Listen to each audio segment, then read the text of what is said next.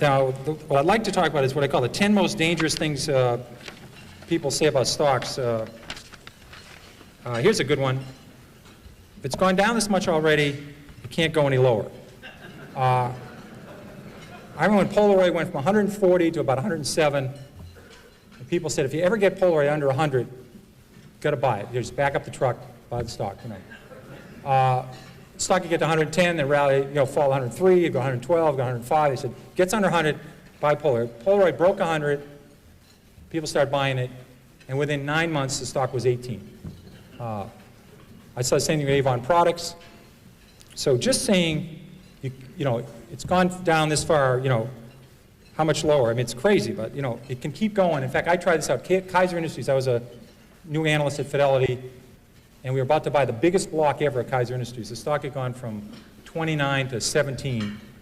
We're about to buy the largest block ever in the history of the American Stock Exchange. We bought, 10 or 15 million shares. At 15 3/4, I said, my God, the stock's gone from 29 to 17. How much lower can it go? So we bought this enormous block at 15 3/4. So I called my mother and I said, Mom, I guess stock at Kaiser Industries, it's 10. So about 3 months later, I said, you ought to buy this. It's gone from 29 to 10. How much lower can it go? Well, it went to 9, it went to 8, it went to 7, it went to 6, it went to 5, it went to 4. Now, fortunately for me, this happened very rapidly, or I'd be working at the Stop and Shop bag and behind the line instead of Fidelity. So fortunately, this was compressed in only about 6 months. So I had to go to the fund manager and say, I was a little bit early on this at 15 3/4, but we call this premature in the business. I had a correction, which is a euphemism for losing a lot of money rapidly. So I said, let's check this again. The stock's 4. They own 45% of Kaiser Aluminum. They own 59% of Kaiser Steel. They own 38% of Kaiser Cement. They own all of Kaiser Electronics, all of Kaiser Broadcasting, which had 7 TV sets. They own Jeep. They had Kaiser Fiberglass. I said about Kaiser Sand & Gravel. They had a bunch of other Kaisers. And they had no debt. Now, in this room, because I know Freeman Billings is very interested in financial stocks, no one's ever gone bankrupt without any debt. Now, that would take a real, I think you have to give some kind of distinguished service award to somebody who did that. But they had no debt. I said, it's not going to go to 0. I was wrong when I said it can't go below 15.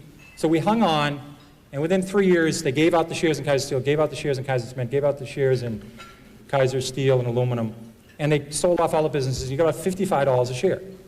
But if you didn't know the story, and the stock went from 15 to 11, and you're just saying how much lower can it go, when it went to 9, went to 8, you would have gone. So you can't just say it can't go any lower, because I saw Taco Bell go from 14 to 1 in 1974, and they had no debt and making 60 cents a share. There's a corollary to that that's even more dangerous. If it's gone this high already, how can it possibly go lower? Higher, sorry. That Philip Morris, adjusted for splits, sold for 12 cents in 1951. And then it goes to 60 cents in 1961. So it goes up 5-fold, and you say to yourself, how much, it never sold for that, but just for splits, you say, how much higher can this go? It's gone up 5-fold. They missed the power of Marlboro. They missed there's 220 countries in the world. They missed the cash flow of the company. They missed everything. This stock was a 100-bagger after going up 5-fold. But people sold it just saying, how much higher can it go? Can't go any higher. They did the same at Home Depot. They did the same with Toys R Us. I did the same thing at Toys R Us. Just saying it can't go any higher, it's gone this much already, that's very dangerous, and don't use that one. And it's a very bad thing to do. Eventually, they always come back. Here's another one that sucks. That's a technical stock market term we just use only in the stock market. The RCA just about got back to its 1929 price, was backed out by GE. Manville never came back. International Harvester, even with its name changed and adjusted for splits, hasn't got all the way back yet. Western Union. Double knits, remember those wonderful things, floppy disks? They don't have to come back. But they say eventually they always come back. Not true. Here's a great one. It's $3. How much can I lose? This is a great one. You see, get out, I don't have a computer and I can't do high-level math, but just do this one. So let's say your neighbor buys $10,000 of a stock at 50, and the stock's now 3, and you put $25,000 in at 3, if it goes to 0, who loses the most? A lot of people cannot answer this question. I mean, if you put $1 billion in at 3, you can lose $1 billion. I mean, they blow taps on lots of companies every year. You know, you just have, they can go to zero. Here's a good one that helped me a lot. It's always darkest before the dawn. This business is terrible. It's awful. You ought to buy the group. This is not a good way of making money. Here's one you're probably talking about before lunch, freight car deliveries. In 1979, there was 96,000 freight cars delivered in the United States. 2 years later, it fell to 45,000, the lowest in 23 years. So it goes from 96,000 to 45,000. People say business is awful, it's horrible, pathetic. Then it falls to 25,000. They say, just load up. There's about 15 opportunities to lose money. There's about 15 suppliers of freight cars, 15 manufacturers. Business was awful. Well, last year we shipped 7,000 freight cars in the United States. The business just continued to be miserable. And I'll give you one that's there's even greater opportunity to lose money on. Energy services industry. This we all had a great opportunity to get our heads handed to us. In 1982, there was 11,000 of those oil rigs drilling those holes all over Oklahoma and Texas and Colorado. We used to have the rig count every week. And the rig count fell from 11,000 in 82 to 6,000 in 83. Then fell a little bit lower in 84. And there's hundreds and hundreds of companies here. Companies that made the muds and did the downhole stuff, the fracturing companies, the well companies, all the measurement companies, the Schlumbergers, the bid companies. Lots of opportunities to lose money here. There's an equal opportunity here for serious losses. And the people said, listen, the business is terrible, let's buy these groups. Well, the rig count was only 1,000 3 years ago. So it went from 11,000 to 6,000 to 5,000, then 8 years later it was under 1,000. The industry really started to turn about 2 years ago. So just saying the business can't get worse. I was lucky enough, in addition to having the metals industry when I started Fidelity, I had the textile industry, which is a great group to follow. Because you follow companies like J.P. Stevens, who was founded in the 18th century, and West Point Pepperell was founded in the 18th century. Burlington Industries was one of the new companies that was founded in 1904. These people have been through recessions, depressions, world wars. They've seen it all. There's a great expression in the textile industry. It's always darkest before pitch black. Now that's a good one to remember, because when business is terrible, it can get considerably terrible. It can get terrible to the power of 6. And I love those numbers on freight car deliveries. You ever watch, I love the show Jeopardy. You ever watch Jeopardy and people come out? They will know those numbers. Remember, they'll know the numbers. And they'll know, you know, what country Box took his first vacation in, and they'll know Phil Rizzuto's batting average and what his wife's first name was, and they'll know the stock symbols of Xerox before it was Haloid, or, you know, they know everything. And you watch the show and you feel like an absolute idiot watching the show, because they answer all these questions. But they're really smart. I've owned this stock before, King World. Right after it, they show Wheel of Fortune. And what happens is they'll have this word up there, and it'll be TH, and there's a T, and it says, I buy a vowel here, I buy a U, you know, buy an I, and you know, Vanna spins the wheel, and they buy the A, and, you know, you're redeemed by watching the Wheel of Fortune after feeling like an absolute jerk on the Jeopardy game, and it's really smart. When I rebound to 10, I'll sell. Here's a great rule. Somebody buys a stock at 10, and it falls to 6. They say, if it gets back to 10, I'll sell. Now, I think the math, 4 and 6, I can handle this level math. I think that's about a 66% return. You ought to buy it. If you think it's going back to 10, you ought to buy the hell out of the damn thing. But they think if it gets back to 10, I'll sell. Now, what you ought to do is never put down a round number, because I think for the next 26 years, this stock will go between 5 and 9 1/4. It'll never get to 10. So maybe put 9 1/8 or 8 3/4. But just saying the stock, if it gets back what I paid for it, this is a very important rule. This is one of the key rules. The stock doesn't know you own it. Remember that. You could be a miserable person. You could have, you know, never helped anybody, never done anything right, had 67 spouses, never done anything right. If you own Coca-Cola the last 50 years, it's gone up 300-fold. You could be the greatest human in the world, help Special Olympics, help the mentally challenged, help poor people, help AIDS people. If you own Bethlehem Steel, it's lower than it was 30 years ago. It's not your fault. Don't take this personal, you know. But people treat stocks sometimes like their grandchildren or a puppy. I mean, they think the stock knows who you are. You know, it's, you know, it doesn't work that way. What may worry? I own conservative stocks. I don't have to worry. I own conservative stocks. I remember when Con Ed fell 80%, then tripled. Public Service Indiana went down 90%. Gulf States Utilities, Long Island Lighting. This may be an oxymoron. We had Quality Texas Banks that went to zero. We had Quality New England Banks that went to zero. These were companies that have been around for 150 years, 120 years. Saying I own conservative stocks, I don't have to worry. And I've seen a lot of people that inherit a stock from somebody.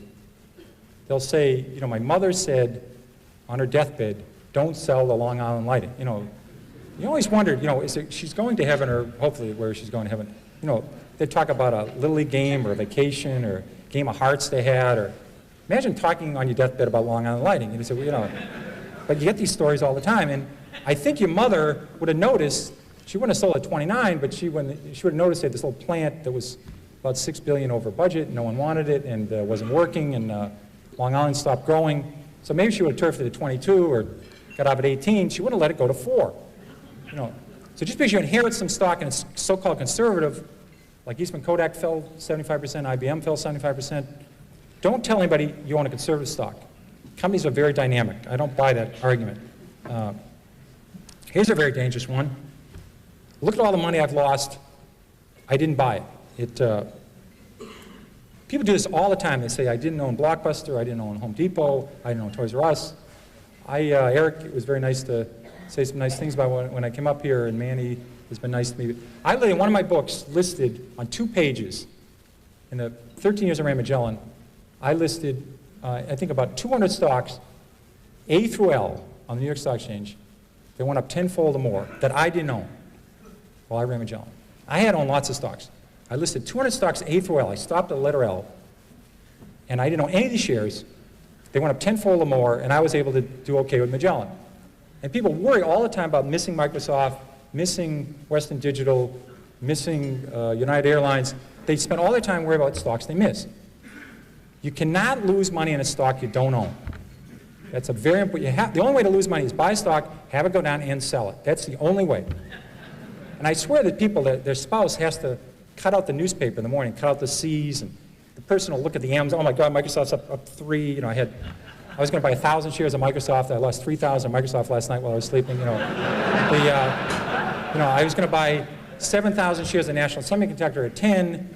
It's now 17. I just lost $49,000 on National Semiconductor. They do this all the time. They have to cut holes. Thank God Blockbuster finally went away, because that was early in the alphabet. People would always be looking how much they lost on Blockbuster. I missed that one. I'll catch the next one. That usually does not work. Toys R Us, there was a lot of copycats of Toys R Us. There was Trial World, there was Lionel, there was copycats of Home Depot. Buying the next of something usually doesn't work. It's very bad. It's like buying on dips. I think it's always better to buy from dips. I always thought it was a better rule than buy on dips. You may have to explain this to some other people. This is another technical term. You may have to explain after hours what a dip is. They usually refer to it as plurals, dips. I never heard dip. You know, he's a dip, she's a dip. They usually only the plural tense for it. And it's a gender non-specific. It's usually plural. Dip is never used. Stock has gone up, I must be right. Stock has gone down, I must be wrong. I'm convinced that people do this all the time. They buy stock at 10, they buy a little bit of it, it goes to 13. They now say they don't know anything more about it than they knew when they bought at 10. They have no idea what this company does, but it's gone to 13. Now they take a second mortgage in their house and buy it at 13. The best thing that can happen for us is the stock go directly from 10 to 4 for these folks. You know. It's going to go to 4 eventually, but it goes to 13 in the middle. They're convinced now, they bought 100 shares at 10, now they buy 20,000 at 13. And all the fact is the stock went from 10 to 13 is it went up. The average movement of a stock on the New York Stock Exchange this century, between its high and its low, has been 50%. The average stock on the New York Stock Exchange. That means the stock started the year 20, sometime during the year sold 16, sometime during the year sold at 24, might have finished the year 21, might have finished the year 19. The average range of a stock on the New York Stock Exchange is 50% in 12 months, between its high and its low. So stocks go up and down a lot within a year. And say this stock is going up means you're right, doesn't mean a damn thing. So don't buy often on that one. That is not a good one. Avoid long shots. These are the companies that, we have this very technical term for this called whisper stocks. Everybody familiar with whisper stocks? They're great. Somebody call you up and they'll say, hi Pierre, how's Carolyn's, how's Beth doing, how's Annie, how's Mary, have you played any golf? And then they'll say, I want to talk to you about international blivet. And the next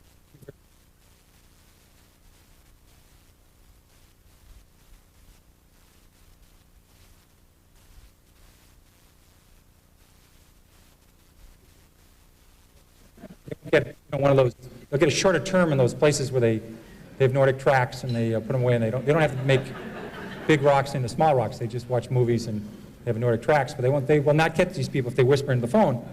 And these are always these long shots. These are the stocks that are going to grow hair and make your kid have better spelling and your breath's going to improve and you won't have to iron your pants. It's one of those stocks and they always do everything for you. But they're missing, they don't have any sales yet. That's the missing element to the story. The story is sensational. There's no profits here, no sales yet, but my God, if this works, it's going to be the next Xerox, and it's going to help Murr and space and everything. It's a very, very good deal. Now, this is not a long shot. This is a no shot. You have to separate these out. I've tried 30 of these. I have never broken even on a long shot. Never. I've made 25, 30 times my money on some stocks. I never thought about Sallie Mae or MBIA or Fannie Mae or some of the banks or Stop and Shop. I'd make 20 times the money, 30 times the money. I had no idea. I thought the stocks were going north. I had no idea. You look back 10 years later, you say, my God, I made a lot of money in this thing. The ones I went into thinking I could make 4 times my money, I've never broken even. So don't do the long shot, guys. They don't work. They simply don't work. And again, if a stock's 3 and it has huge potential, write down the story, take the stock symbol. If it's going to 300, it's okay to buy it at 15. Check in later. Check a year later. See if it's still listed. See if it still get a quote on it. See if they still have any earnings yet. But if it's going, write the story down. Some of these work. I haven't heard yet, but maybe they will work. But it's worth tuning in 6 months later.